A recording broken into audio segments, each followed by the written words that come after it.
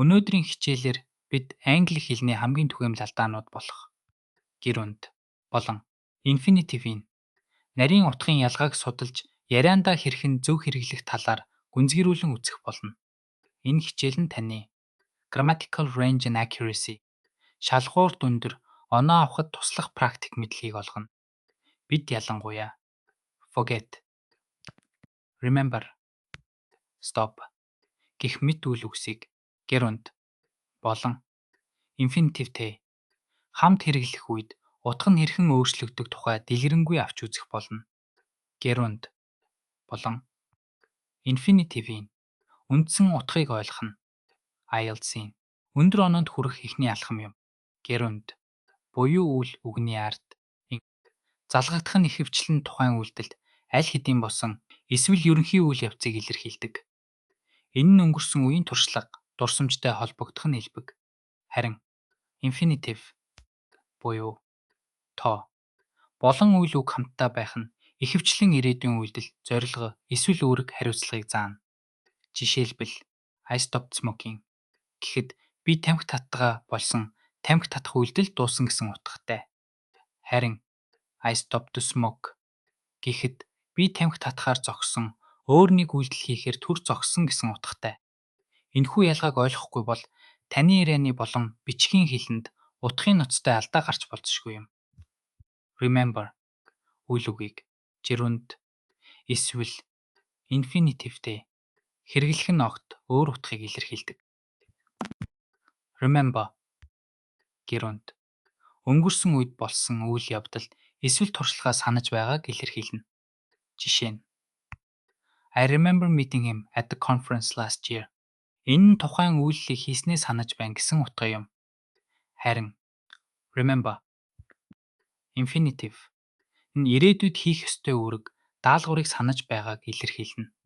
Жишээ нь Did you remember to lock the door before you left? Энэ нь тухайн үйлдэлийг хийхээ мартаггүй биз дээ гэсэн утгатай. Энэ түгээмэл алдааг авч үзье. I remember to watch that movie last night. Энэ өгүүлбэр утгын хувьд буруу юм. Учир нь тоовож. Энэ ирээдүйд хийх үйлдэлийг заадаг. Өнгөрсөн шөнө кино үзсэн дурсамжийг ярихдаа гэрүнд watching хэрэглэх нь зөв.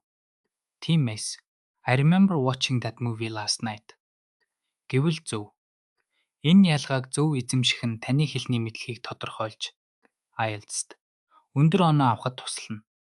Forget үйл үг нь remember тэ адил гэрүнд болон infinitive тэ хэрэглэгдэхдээ утга нь өөрчлөгдөг.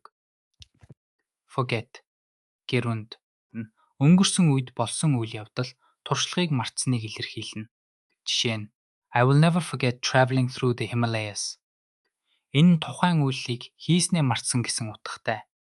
Харин forget infinitive ирээдүйд хийхээр төлөвлөж байсан үйлдэлээ хийхээ мартсныг илэрхийлнэ. Жишээ нь He forgot to call his mother on her birthday. Энэ нь тухайн үйлийг хийх ёстой байсан ч мартчихсан гэсэн утгыг илэрхийлнэ. Дахин нэг түгээмэл алдаа харцгаая. I forgot telling you about the meeting tomorrow. Энэ өгүүлбэр буруу юм. Учир нь энэ өнгөрсөн үеийн үйлийг мартсныг илэрхийлэхэд хэрэглэгддэг. Ирээдүйд болох уулзалтын тухай хэлэх ёстой байснаа мартсан гэсэн утгыг илэрхийлэхийн тулд infinitive буюу total хэрэглэнэ. Иймд I forgot to tell you about the meeting tomorrow гэвэл зөв болно. Энэ мэт жижиг мэт харагдах ялгаанууд таны IELTS-ийн оноонд ихээхэн нөлөөлөх болно. Одоо хүртэл үздсэн зүйлсээ баттгах дасгал ажил хийцгээе. Дэлгэц дээрх өгүүлбэрүүдийг гэрүнд эсвэл инфинитивийн зөв хувилбараар нөхөөрэй. Хэдхэн хорон бодоод дараа нь хариултыг нь хамтдаа шалгацгаая. Одоо хариултыг харцгаая. Эхний өгүүлбэрт smoking нь зөв. Хоёрдугаарт to inform нь зөв. Гуравдугаарт to turn off нь зөв. Дөрөвдүгээрт sending нь зөв. Та бүхэн зөв хариулсан байх. Хэрэв алдсан бол яагаад алдснаа нягтлж дөрмийн хэрэглээг дахин нэг харж ойлгоорой. Баяртай.